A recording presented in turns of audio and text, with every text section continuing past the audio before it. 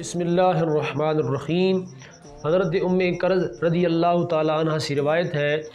وہ کہتی ہیں کہ نبی پاک صلی اللہ علیہ وسلم نے ارشاد فرمایا کہ لڑکے کی طرف سے 2 بکریاں اور لڑکی کی طرف سے 1 بکری عقیقہ کے لیے ذبح کی جائے، اور فرمایا یہ نر ہوں یا مادہ ہوں اس میں بھی کوئی حرج نہیں ہے۔ امیر المؤمنین سیدنا علی المرتضیٰ شیر خدا کرم اللہ تعالی وجہہ الکریم فرماتے ہیں کہ نبی پاک صلی اللہ علیہ وسلم نے حضرت امام حسن رضی اللہ تعالی عنہ کی طرف سے عقیقہ میں بکری ذبح کی، اور یہ فرمایا اے فاطمہ رضی اللہ تعالی عنہ، اس کا سر موڑ دو اور اس کے بال کے برابر چاندی صدقہ کرو۔ سیدہ پاک فرماتی ہے ہم نے امام حسن رضی اللہ تعالی عنہ آپ کا سر مونڈا تو آپ کے جو بال تھے ان کا وزن 1 درم یا کچھ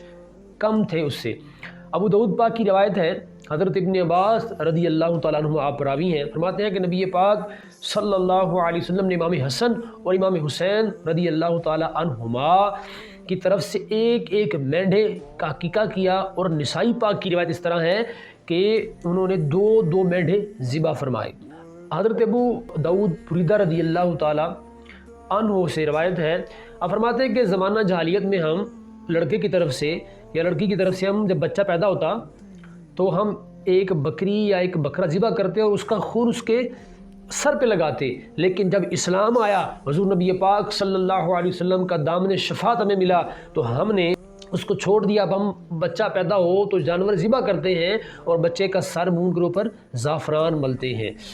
تو ہم نے سنا یہ عقیقہ کے بارے میں ہے کہ جب بچہ پیدا ہو جائے تو اس کا عقیقہ کرنا چاہیے۔ برصغیر پاک و ہند پاکستان میں عجیب سی رسمیں کی جاتی ہیں، گانا باجا ڈھول باجے، بچہ پیدا ہوتا ہے تو اس تمام رسوم سے بچ کر نبی پاک علیہ الصلوۃ والسلام کی سنت پر عمل پیرا ہو کر 7ویں دن 14ویں دن، یا علماء نے لکھا اس کو کہ 21ویں دن بچے کا عقیقہ کیا جائے۔ اگر اس سے بڑھ جائیں آپ کی گنجائش نہیں ہے، آپ آگے چلے جاتے ہیں، بے شک بچہ بڑا بھی ہو گیا پھر بھی آپ عقیقہ کریں گے تو آپ کی سنت ادا ہو جائے گی، اور بہتر یہ ہے کہ آپ 7ویں دن عقیقہ کریں۔ اب وہ 7واں دن کیسا بنے گا؟ مثال کے طور پر جب بچہ پیدا ہوا ہے تو جو اگلا وہ دن آئے گا اس سے 1 دن پہلے 7واں دن بنے گا۔ مثال کے طور پر اگر بچہ پیدا ہوا پیر والے دن تو اگلے اتوار کو، جو اگلے اتوار آ رہا ہے تو وہ اس کا 7واں دن بنے گا، تو اس میں ہی عقیقہ کیا جائے۔ عقیقہ کرتے وقت بچے کا وہاں پر ہونا ضروری نہیں ہے، بچہ جہاں بھی ہوگا تو عقیقہ اس کی طرف سے ادا ہو جائے گا۔ اعلیٰ حضرت رحمۃ اللہ تعالیٰ علیہ والدین کی حقوق، والدین کو اولاد کی حقوق گنواتے ہوئے فرماتے ہیں کہ بچے کا عقیقہ کیا جائے 7ویں دن، 14ویں دن یا 21ویں دن۔ تو جس بندے کا بچہ فوت ہو جائے، یعنی کہ جو بچہ فوت ہو جائے مردہ، تو پھر اس کا عقیقہ نہیں کیا جاتا ہمیشہ، کیونکہ فرماتے ہیں کہ یہ عقیقہ ہوتا ہے شکریہ کے طور پر۔ تو جب وہ بچہ ہی فوت ہو گیا ہے تو اس کی طرف سے عقیقہ ہم نہیں کر سکتے۔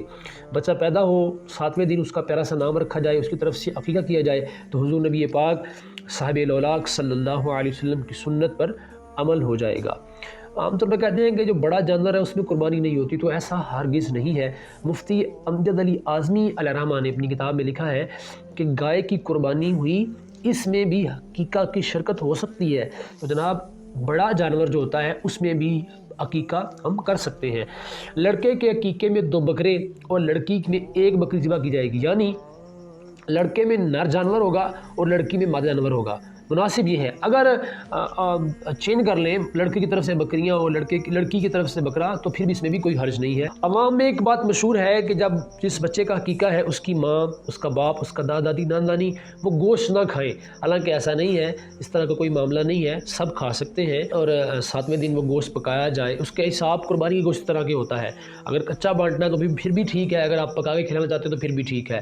تو عقیقہ کے وقت جانور ذبح کرتے وقت ایک دعا پڑھی جاتی ہے، اگر وہ یاد ہو جائے تو